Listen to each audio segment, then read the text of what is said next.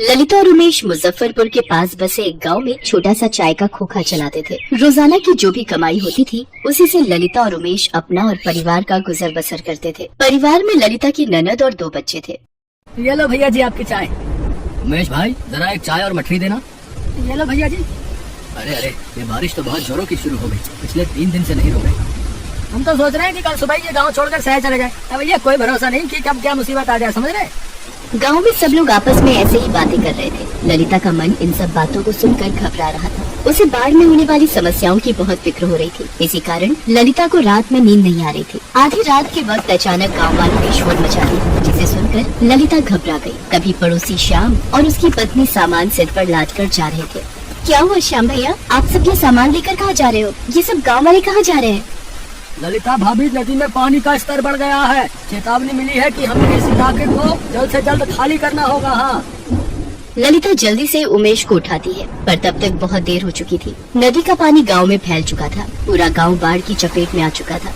लोगों के घर उस बाढ़ में डूब रहे थे। कुछ ही देर में सब तबाह हो गया।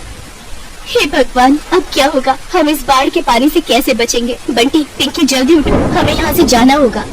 भाभी, ये सब क्या हो रहा है? बाढ़ में हमारा पूरा घर डूब गया है। मानो ललिता, तुम दोनों जल्दी जल्दी सामान उठाओ, हमें यहाँ से दूसरी जगह जाना होगा। जिसके हाथ में जो सामान आया उसने उठा लिया। पानी का स्तर लोगों के सीने तक पहुंच गया। चलते चलते उमेश, ललिता दोनों बहुत थक गए। उनकी जान पर बनी हुई थी। उमेश ने बेटे को कंधे पर बिठा रखा था। बहुत दूर तक चलने के बाद भी उन सबको कहीं कोई शौचालय नहीं मिल रहा था। माँ, मुझे बहुत जोरों की लगी है, मुझे जाना है।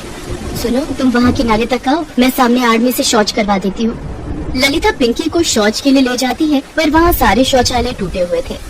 माँ, यहाँ पर तो सारी टॉयलेट टूटे हुए हैं, यहाँ नहीं बैठा जाएगा। सारे शौचालय टूट चुके थे। ललिता ने बाढ़ के पानी में बड़ी मुश्किल से पिंकी को शौच करवाया। वो तो बच्ची थी, वो तो इस बात को मान गई, पर बड़ी महिलाओं का क्या? वो कहाँ पर शौच करे? यही परेशानी का सबसे बड़ा कारण था। ललिता, उमेश और बच्चे बाढ़ में आई इस समस्या को झेलते रहे। परेशानियाँ बढ़ती जा रही है। रात ही हो गई है। आज रात इसी टूटे छप्पर के ऊपर बैठकर गुजारा करना पड़ेगा। आसपास हर तरफ गंदा पानी भरा हुआ है, कहीं कुछ नजर नहीं आ रहा है। देख देख कर मन छलनी हो रहा है। गंदे पानी से खेत और मैदान भरे पड़े थे, जिन पर मच्छर मक्खी मंडरा रहे थे। गंदे पानी में सांप, बिच्छू, कीड़े मकोड़े काटने का लगातार डर बना रहता है। फिर भी बेचारे गांव वाले इन सब मुसीबतों के बीच सोने की कोशिश कर रहे थे। रात के वक्त बंटी को शौच जाना था। वो शोर मचाने लगा। हाँ, मुझे जाना है, मुझे बहुत तेज लगी है, मेरी टॉयलेट यहीं निकल जाएगी। तुम लेटी रहो ललिता, मैं बंटी को यहीं पास में कोई साफ जगह देखता। उमेश बंटी को शौच कराने ले जा रहा था। अंधेरे में उसे दिखाई नहीं दिया। बाढ़ के गंदे पानी के कारण जमीन बहुत कीचड़ और फिसलन से भरी हुई थी। अचानक उमेश का पैर फिसल जाता है और उसको बहुत चोट आती है। हे भगवान, बाढ़ में ये क्या अनर्थ हो गया? कितनी चोट आ गई। क्या करूं ललिता, अंधेरे में दिखाई ही नहीं दिया। भाभी, अगर शौचालय खराब नहीं होते तो भैया की ये चोट न लगती। बाढ़ का पानी उतर भी जाता है तो उसके बाद भी शौचालय तो हमें मिलने से रहे। गांव के सारे शौचालय टूट चुके हैं। वो देखो, सड़कों पर, नदी किनारे, खेतों में, जिसको जहाँ जगह मिल रही है वहाँ वो शौच के लिए जा रहा है। ऐसे तो बीमारी और संक्रमण बढ़ जाएगा। हमें कुछ तो करना ही होगा भाभी। हम औरतों के लिए तो ये बहुत परेशानी का कारण है। तो चिंता मत कर माला, सुबह होने दे, हम इस समस्या से निकलने का कोई ना कोई उपाय सोच ही लेंगे। सामान में मैंने थोड़ी हल्दी रख ली थी, लाओ मैं तुम्हारी चोट पर हल्दी भरकर पट्टी बांध देती हूँ। बेचारी उमेश और ललिता अपने परिवार के साथ इस बाढ़ में बहुत दुख झेल रहे थे, और ललिता हिम्मत नहीं हार रही थी। उसे शौचालय की समस्या के लिए कुछ न कुछ उपाय तो सोचना ही था। अगले दिन ललिता सुबह उठी और बाढ़ में टूटे हुए पेड़ों की लकड़ियों को काटने छिलने लगी। ललिता, तुम क्या कर रही हो? भाभी, तुम्हें तो पता ही है, बाढ़ में हमारे गांव के सारे शौचालय टूट चुके हैं। बंटी के बापू के भी कल पैर में चोट लग गई। हम महिलाओं को भी खुले में शौच करने में कितनी दिक्कत आ रही है। मैं सोच रही थी खुद से ही क्यों ना एक लकड़ी का शौचालय तैयार करें, ताकि वो हम गांव वालों के कुछ तो काम आएगा।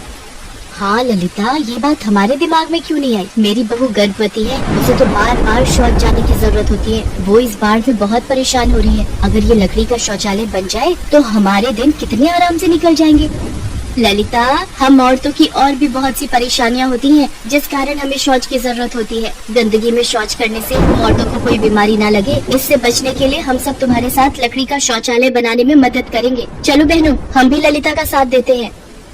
गांव की बाकी औरतें भी ललिता का साथ देने के लिए आ गई। सबने टूटे हुए पेड़ों की लकड़ियों को तोड़कर काट कर इकट्ठा किया और धीरे धीरे सबके प्रयासों से लकड़ी की दीवारें खड़ी हो गई। और कड़ी मेहनत और लगन से ललिता ने लकड़ी, कील और खपच्चियों की मदद से शौचालय का निर्माण कर दिया। लकड़ी का शौचालय बनने से गाँव की औरतों को बहुत आराम मिल गया था। अब ललिता, तुम्हारे प्रयासों को देखकर हमने सोचा है कि हम और भी लकड़ी के शौचालय निर्मित करवाएं, जिसकी सारी जिम्मेदारी मैं तुम्हें और उमेश को देता हूँ। अगले कुछ ही दिनों में हम इस गांव में लकड़ी के और भी शौचालय बनवा देंगे। धीरे धीरे सब कुछ ठीक हो जाता है और गांव में अब लकड़ी के शौचालय बन चुके थे, जिसकी पहल ललिता ने की थी।